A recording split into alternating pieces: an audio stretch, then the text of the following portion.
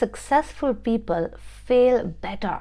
They're able to somehow process that narrative of failure and use it to fuel their future success. Not everyone does that. How do you actually fail in a way that makes you succeed? If you're new here, hi, I'm Riya Chhabra. I'm a former McKinsey consultant, and I like to talk about personal growth and career development. In this video, I will share with you some mental models on how to deal with setbacks. Knowing what goes on in your body, practical ways to regulate your emotions, and chart a path forward.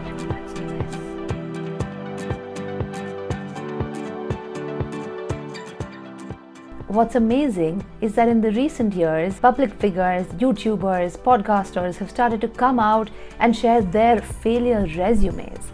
Organizations have also embraced this mindset of fail fast as a way to encourage innovation. The problem is that we don't know how to fail well. There is no playbook that we're taught when we're younger. This is even more important as we now live in a world of curated success. If you're not failing at all, you're actually doing something wrong because you're not setting big goals for yourself. It takes courage to set a goal and to try something that's hard or out of reach. Now let's talk a little bit about what happens in your body. When you experience a failure, the body feels stressed. It says, don't do that again. Now this would be fine if we were talking about picking or eating a poisonous fruit from a tree. How do you overcome this evolutionary instinct? It takes mindful effort and practice. What you're trying to do is increase the level of dopamine, which is a good hormone that's associated with feelings of satisfaction, achievement, fulfillment, and reduce the level of cortisol, which is what gets activated when you're stressed. Okay, with that out of the way, I'm proposing 6 steps in managing setbacks. Number 1 is feel the feels. Touchy-feely, but that's exactly what it is. Let yourself go through that emotional roller coaster. Anger, depression, denial. Allow yourself to feel them, but do so in a way that's self-aware. And labeling the emotion is a huge win in regulating them. Give yourself some kind of a time box. Maybe you give yourself 3 days, 3 weeks, but you need to draw a line somewhere. Those feelings may surface back. However, you've at least made this space and let yourself feel the emotions all at once. Step 2. Accept. If your setback is related to you applying to business school and getting a rejection, your new reality is that you likely aren't going to business school for the next 12 months. So you now need to accept that and know that you have choices to make coming out of it. Just accepting your reality and sitting with it is important. The next one is take perspective.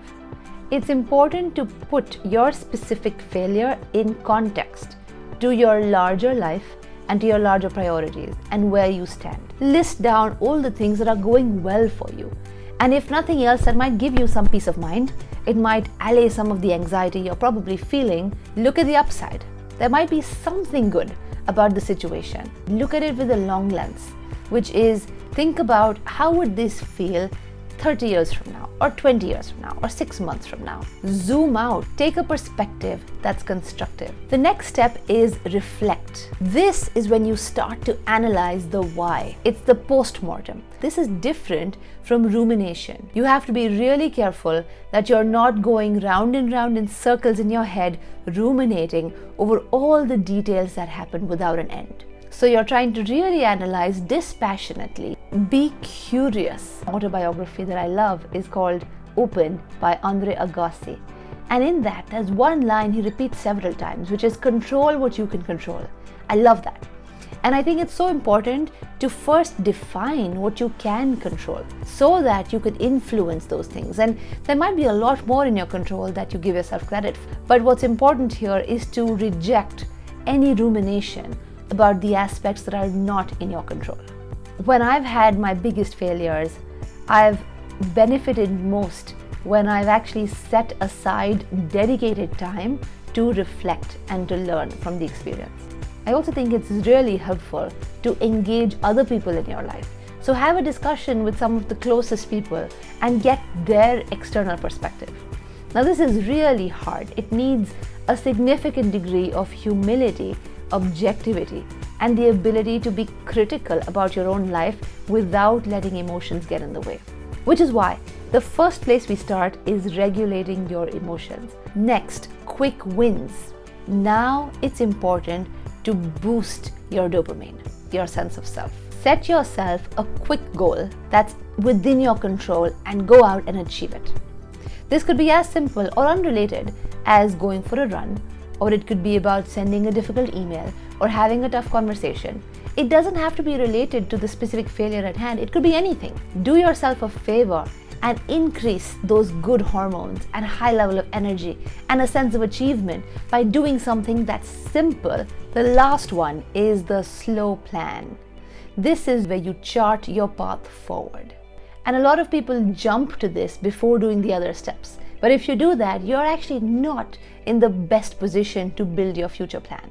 If you don't go through the previous steps, you run the risk of letting your negative emotions take control, of not extracting all of the learnings of the failure, and therefore run the risk of actually doing the same thing again.